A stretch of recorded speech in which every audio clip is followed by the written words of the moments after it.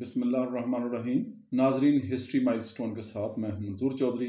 नाजरीन, अगर आपने मेरे चैनल को सब्सक्राइब नहीं किया तो मेहरबानी करके इसको सब्सक्राइब कर लें और साथ ही बेल आइकन के बटन को प्रेस कर लें ताकि मेरी आने वाली वीडियोस आपको मिलती रहें। नाजरीन, ये मेरी तीसरी वीडियो है हज़रत इमाम अबू हनीफा की ज़िंदगी मुबारका के ऊपर। इसमें मैं उनको जो अपनी ज़िंदगी के उनके आखिरी सालों में जिन मसाइल का उनको सामना रहा, जिस तरह की तकालीफ उनको बर्दाश्त करना पड़ी और जिस तरह की आजमाइशों से उनको गुजरना पड़ा, तो उसकी सिर्फ एक वजह थी, उनकी हक गोई, उनकी बेबाकी और उनकी सरकारी दबाव के सामने ना झुकना। खलीफा की तरफ से उनको कई बार लालच दिया गया और जब वो लालच में नहीं आए तो उनको सजाएं दी गई। इससे पहले भी इब्ने हबीरा ने उनको 129 हिजरी में इब्ने हबीरा ने उनको कोड़े लगवाए थे, लेकिन वो हक गोई और बेबाकी और जालिम हुक्मरानों के सामने कभी भी उन्होंने कलमा हक कहने से गुरेजा नहीं हुए। वो ये वाक़या है 148 हिजरी का।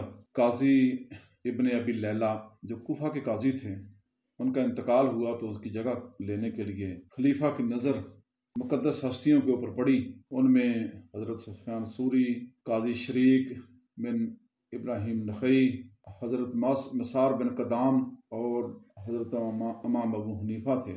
इन चारों को खलीफा ने पाया तख्त में तलब किया। हज़रत सुफियान सूरी तो किसी न किसी तरह उनके दरबार में पहुंचने से पहले पहले इधर उधर हो गए, अपनी जान बचाने में कामयाब हुए, लेकिन बकाया तीन जो हैं वो जब दरबार खिलाफत में पहुंचे, मसार बिन कदाम जो थे उन्होंने बड़ा एक अजीब तरीका इख्तियार किया। उसने अपने आप को मजनू ज़ाहिर किया, जाके खलीफा के हाथ उसने चूमना शुरू कर दिए और तरह तरह की जो हरकत हैं वो इस तरह की कि दरबारियों ने जल्दी से उनको दरबार खिलाफत से बाहर निकाला। तो पीछे सिर्फ हज़रत काजी शरीक और हज़रत इमाम अबू हनीफा रह गए। तो उन्होंने खलीफा ने हज़रत इमाम अबू हनीफा से कहा कि आप ये खुदा काजी कूफा का कबूल करें। हज़रत इमाम अबू हनीफा ने माजरत ज़ाहिर की। उन्होंने कहा कि मैं इस तरह को ओहदा जो है वो कबूल करने से कासर हूँ। जब खलीफा मंसूर ने वजह पूछी तो बहुत सारी और वजूहात के साथ हज़रत इमाम अबू हनीफा ने एक वजह ये भी बयान की कि मेरा ताल्लुक़ किसी बहुत ही मुअज़्ज़ज़ ख़ानदान से, घराने से नहीं है अरब के, क्योंकि अरबों में एक कबायली नखुवत जो है पाई जाती है, लिहाजा वो मेरी इस सियादत को कबूल नहीं करेंगे, इस ओहदे को कबूल नहीं करेंगे। तो खलीफा ने फ़ौरन जो है इनकी इस जो उन्होंने एक्सक्यूज़ किया था उसको कबूल किया, या कुछ और वजह थी, बहरहाल उसकी नज़र काजी शरीक पे पड़ी। उनसे उन्होंने अर्ज़ किया खलीफा ने कि आप ये ओहदा कबूल करें। उन्होंने मेरी माजरत ज़ाहिर की। उन्होंने कहा मेहरबानी करके खामोश हो जाएं, क्योंकि आपके अलावा भी कोई बचता ही नहीं है। उन्होंने कहा कि मुझे नसियान का मर्ज़ है, मैं चीज़ों को भूल जाता हूँ, मेरी याददाश्त बहुत कमज़ोर हो चुकी हुई है। तो खलीफा ने बड़े ही हल्के अंदाज में उसे कहा कि आपको बादाम वाला फलूदा खिलाया करेंगे, इसका मैं हुक्म दे देता हूँ, लेकिन आपको ये ओहदा कबूल करना पड़ेगा। और रास्ते में जाते हुए हज़रत इमाम अबू हनीफा उसको बता चुके थे कि हम तीनों में से चार जो जा रहे हैं उनमें ओहदा आपको ही मिलेगा, आपने ही लेना है, हम बाकी तीनों बच जाएंगे। और उनकी जो पेशगोई थी वो सच साबित हुई।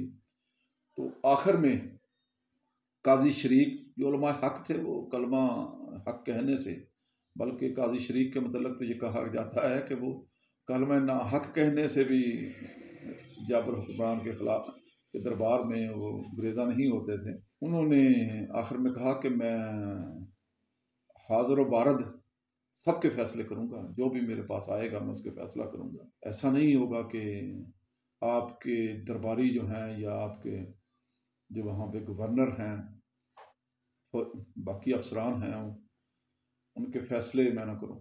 उन्होंने कहा कि खलीफा ने उनको इजाज़त दी कि आप मेरे और मेरी औलाद के फैसले भी कर सकते हैं। बहरहाल बहुत सी शरायत मनवा के खलीफा से तो वो काजी बने और बाद में काफ़ी अरसा रहे। ये मैंने पहले बताया कि ये दूसरी बार था। जानते थे हज़रत इमाम अबू हनीफा کہ یہ جو عہدے جو دیے جا رہے ہیں یہ صرف دام میں پھنسانے کے لیے دیے جا رہے ہیں، تاکہ جو ان کے اندر ایک بغاوت کی جو مادہ ہے، جو حق گوئی کا جو مادہ ہے، اس کو کم کرنے کے لیے، اپنے ان کو کنٹین کرنے کے لیے یہ عہدے دیے جاتے تھے، اور سرکاری دباؤ میں رکھنے کے لیے تحفے بھی دیے جاتے تھے، عہدے بھی بانٹے جاتے تھے۔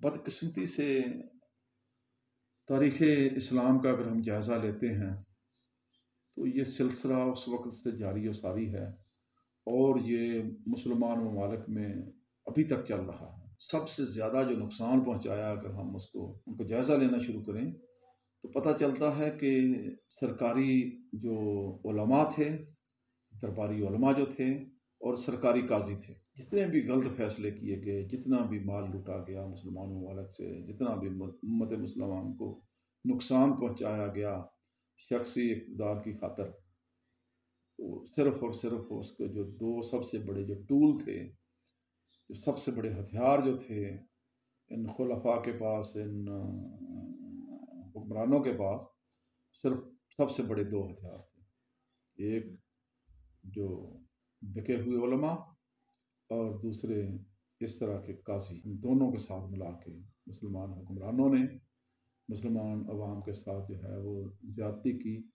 نتیجہ اس کا ہمارے سامنے ہے کہ مسلمان ممالک جہاں جہاں بھی بس رہے ہیں، سب پسے ہوئے طبقوں میں ان کا شمار ہوتا ہے، خواہ انہوں نے مادی ترقی کچھ ممالک نے کی بھی ہے، لیکن جو حق گوئی، بے باکی، آزادی جو ہمیں مغرب نظر آتی ہے وہ یہاں نہیں۔ اپنا بہت سا خیال رکھیے گا۔